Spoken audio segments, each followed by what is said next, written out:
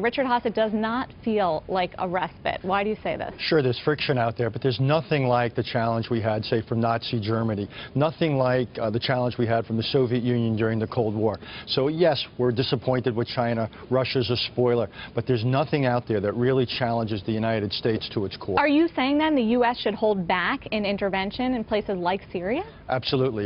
There's not a lot we can accomplish there, and we have to keep our eyes on the rest of the world. We have to think about Iran. We've got to think about keeping the power balance in Asia. We've got to think about restoring the foundations of American foreign policy here at home in the American economy. But it's not a Nazi Germany. Then we need to focus at home. What do we need to do urgently? Oh, I would say, obviously we want to get economic growth up. That's going to take such things as passing comprehensive immigration reform. We want to modernize our infrastructure. We want to improve our K-12 schools.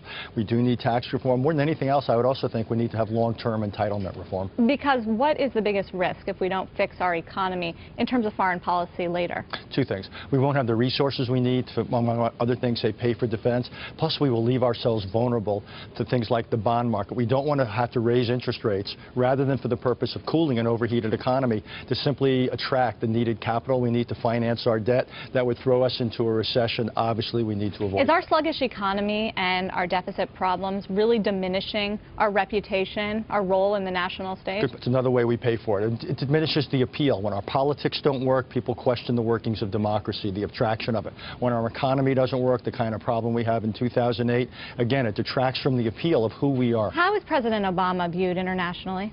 I think it's a mixed feeling right now. I think in Asia, people like the fact that we're doing more there, the so-called pivot. That is welcome. But there's real questions about the strength here at home. And a lot has to do with our economics and our fiscal dynamics. More than anything else. How can we accomplish anything, though? You see what happens in Congress. You see what happens in the House. We couldn't even pass the Farm Bill.